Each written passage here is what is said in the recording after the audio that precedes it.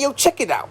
It's your boy, BMP Sports, a.k.a. Big from the Big and Slim, a.k.a. your mother's favorite rapper. What's up?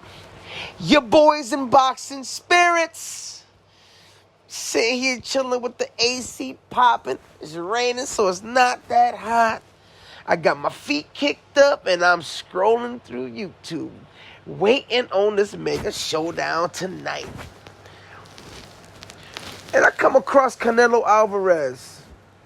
Obviously, he's all over the place right now because he got a big fight coming up with your boy Charlo, the 154 undisputed champ, moving up to 168 to challenge for his belts. So, obviously, I'm watching some Canelo highlights. And I'm noticing things. This boy Canelo be hydrating. This boy got an average of 20-pound hydrations. And I got the receipts. Let me start off with Floyd Mayweather Jr. When they fought. For a maximum of, there was a maximum supposed to come in at 154. They both came in at 152. Floyd came in at 153, and Canelo came in at 154. Fight night, Canelo Álvarez is walking in the ring at 165. Hey, yo! Canelo Álvarez versus Amir Khan. Got the receipts for that, too. Canelo weighed in at 155. Khan, 154. Canelo walked in on fight night at 175. Another Ayo. Caleb Plant. Plant came in at 167. Canelo came in at the maximum, 168. Fight night, he walks in at almost 180. Ain't no way. So let me get this straight. Charlo is challenging Canelo Álvarez, moving up 2 divisions from 154 to fight at 168, on top of Canelo's rehydrating to 175, almost 180. Ain't no way. Boy, ain't no way. Now, I can hear the fanboys now. Yeah, Canelo's going to be slower, blah, blah, blah. What's going to happen is he's going to test his power because, Jamel's not known for knocking niggas out. So Canelo, coming in that big, is going to they're going to exchange punches. He's going to feel that his power's not doing nothing, and it's going to make Canelo more reckless so he can fight the way he fights. He's going to come in. He's going to be aggressive. Yeah, lately he's been turning into a counterpuncher, but he's been hearing the chirping. Canelo has no knockouts in his last 4 to 5 fights. He's gone the distance, and he just lost versus Bivol. So he wants to make an example and let the world know he's back. Especially David Benavidez. He definitely wants to use Jamel to send him a message and let him know, hey, boy, stay the fuck away from me. So he's going to put on that weight. He's going to lose respect for Jamel. And he's going to knock his bitch ass out.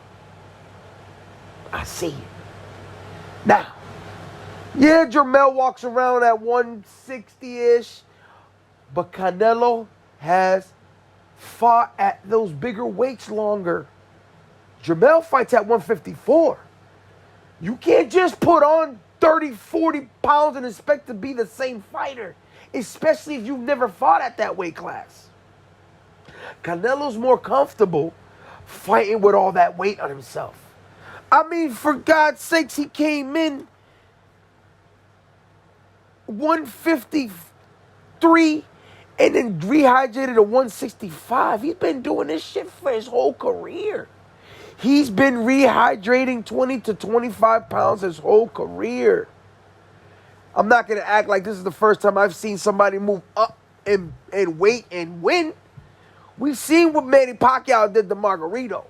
And Margarito came in 30 pounds heavier than him on fight night. Not the weigh-ins, okay? I'm not talking about the weight that they come in on weigh-ins. Obviously, they got to make the weights.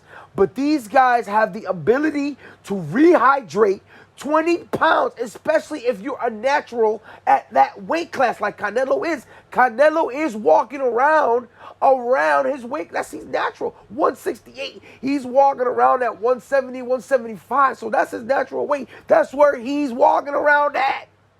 Roy Jones, John Ruiz, he comes in at 190. John Ruiz comes in at 230.